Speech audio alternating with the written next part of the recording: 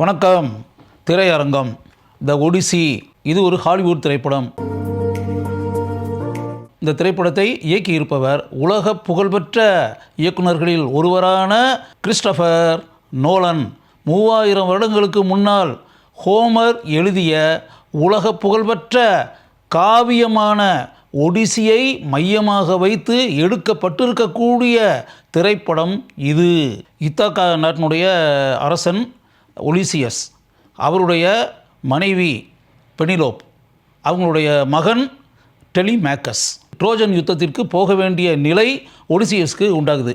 அதனால் தன்னுடைய மனைவி, தன்னுடைய அன்பு மகன், இவங்க 2 பேரையும் விட்டு பிரிஞ்சு தன்னுடைய படைகளுடன் ட்ரோஜன் வாரில் கலந்து கொள்ள வேண்டும் என்பதற்காக ஒடிசியஸ் போகிறாரு. அங்கே பல வருடங்கள் அந்த போர் நடக்குது. போர் முடிஞ்சிருது. முடிஞ்ச பிறகு அங்கேருந்து திரும்பி தன்னுடைய நாடான இத்தாக்காவுக்கு ஒடிசியஸ் வரணும். அப்படி வரும்போது அவருடைய திரும்பி வரக்கூடிய அந்த பயணம் இருக்குல்ல, திரும்பி வரக்கூடிய அந்த பயணத்தில் எப்படிப்பட்ட சோதனைகள் உண்டாகின்றன, எப்படிப்பட்ட எதிர்பாராத சம்பவங்கள் நடைபெறுகின்றன, அந்த சம்பவங்களை எல்லாம் தாண்டி எத்தனையோ வருடங்கள் கடந்தோடிய பிறகு கூட இத்தாக்காவுக்கு இன்னும் ஒடிசியஸ் சேரவே இல்லை. இப்படிப்பட்ட அவல நிலையில் மகாராணியாக இருக்கக்கூடிய பெனிலோப் தவிச்சுக்கிட்டு இருக்காங்க. அரசனே இல்லாமல் ஒரு நாடு எப்படி இருக்க முடியும்? அப்போ ஒரு அரசன் கட்டாயம் வேண்டும். அப்படி இருக்கக்கூடிய ஒரு நிலையில் அந்த மன்னன் இறந்தாச்சு அப்படின்ற மாதிரியே முடிவு பண்ணி எப்படியாவது அந்த நாற்காலியில் அமர வேண்டும், ஆசனத்தில் அமர வேண்டும். மகாராணியை எப்படியாவது திருமணம் செய்து கொண்டு அந்த ஆசனத்தில் எப்படி அமர்வது அப்படின்றதுக்காக ஏகப்பட்ட பேர் இதற்கான முயற்சியில் தீவிரமாக ஈடுபட்டு அப்படின்ற ஒரு விஷயம் நடந்துக்கிட்டே இருக்குது. அப்படி முயற்சி பண்ணக்கூடிய அந்த மனிதர்கள் இருக்காங்களே, அதில் பிரதானமாக இருக்கக்கூடிய மனிதனின் பெயர் ஆன்டினோஸ். இப்படிப்பட்ட நிலையில் தன்னுடைய தந்தைக்கு என்ன நேர்ந்தது என்பதை கண்டுபிடித்தே ஆக வேண்டும் அப்படின்றதுக்காக டெலிமேக்கஸ் அங்கேருந்து கிளம்பி ஸ்பார்ட்டா அப்படின்ற நாட்டுக்கு போகிறான். போன இடத்துல ஸ்பார்ட்டா நகரத்தினுடைய அரசனான மெனிலாஸ், அவனுடைய மனைவியான ஹெலன், இவங்க 2 பேரையும் சந்திக்கக்கூடிய நிலை உண்டாகிறது. அங்கே போன பிறகு தான் ஒரு தகவல் கிடைக்குது. ஒடிசியஸ் உயிரோடு தான் இருக்கார், இன்னும் இறக்கலை அப்படின்ற தகவல் மட்டும் தெரியுது. அதை கேட்ட பிறகு அந்த மகனுக்கு சற்று நிம்மதி உண்டாகிறது. இது ஒரு பக்கம் நடந்துக்கிட்டு இருக்கும்போதே ஒடிசியஸனுடைய அந்த பயணம் இருக்குல்ல, அதில் எப்படிப்பட்ட சம்பவங்கள் நடைபெறுகின்றன அப்படின்றத நமக்கு காட்சிகளாக காட்டுகிறார்கள். ஒரு மலைப்பகுதியில் ஆஜானுபாகுவான தோற்றத்தை கொண்டிருக்கக்கூடிய ஒரு மனிதனுடைய கண்ணை குருடாக்கி விட்டு ஒடிசியஸும் அவருடைய ஆட்களும் அந்த மலைப்பகுதிகளிலிருந்து உயிரை கையில் பிடித்து கொண்டு எப்படி தப்பித்து வருகிறார்கள் என்பதை நமக்கு காட்சிகளாக காட்டியிருக்கிறார்கள். ட்ராய் நகரத்திற்குள் ரகசியமாக எப்படி குதிரைக்குள் அனைத்து வீரர்களும் இருந்து கொண்டு நுழைகிறார்கள் என்பதையும், ஒரு இரவு நேரத்தில் குதிரைக்குள்ளிருந்து வெளியே வந்து ஒடிசியஸும் மற்ற வீரர்களும் எப்படி அந்த ட்ராய் நகரத்தில் மிகப்பெரிய போரை புரிகிறார்கள் என்பதையும், அந்த போரில் அவர்களுக்கு எப்படிப்பட்ட மகத்தான வெற்றி கிடைக்கிறது என்பதையும் அருமையாக படமாக்கி நமக்கு முன்னால் காட்டி இருக்கிறார்கள். இரும்பு கவசங்களை அணிந்து கொண்டிருக்கக்கூடிய பிரம்மாண்டமான தோற்றத்தை கொண்டிருக்கக்கூடிய ஏராளமான மனிதர்களிடம் இருந்து ஒடிசியஸும் அவருடைய ஆட்களும் எப்படி துணிச்சலாக தப்பிக்கிறார்கள் என்பதை பார்க்கும்போது நமக்கு அளவற்ற ஆச்சரியம் உண்டாகிறது. ஒடிசியஸின் படை வீரர்கள் சிர்சே என்ற பெண்ணிடம் சிக்கிக்கொள்ள அத்தனை வீரர்களையும் அவள் எப்படி தன்னுடைய மாய சக்தியால் பன்றிகளாக மாற்றி விடுகிறாள் என்ற காட்சியை பார்க்கும்போது நமக்கு இனம் புரியாத அதிர்ச்சி உண்டாகிறது. கடல் கன்னியான கேலிப்சோ என்ற பெண் எப்படி ஒடிசியஸை 7 வருடங்கள் மிகவும் கவனம் செலுத்தி காப்பாற்றுகிறாள் என்ற காட்சிகளை பார்க்கும்போது நமக்கு அந்த பெண்ணின் மீது அளவற்ற வியப்பு உண்டாகிறது. கால்நடைகளுக்கு எந்த விதமான தொல்லைகளையும் தரக்கூடாது என்று ஒடிசியஸ் கூற, அதை சிறிது கூட காதிலேயே வாங்காமல் அவருடைய ஆட்கள் செயல்பட்டதன் மூலம் அவர்களுக்கு எந்த அளவிற்கு கோரமான ஒரு முடிவு இறுதியில் உண்டாகிறது என்பதை படத்தில் அருமையாக படமாக்கி இருக்கிறார்கள்.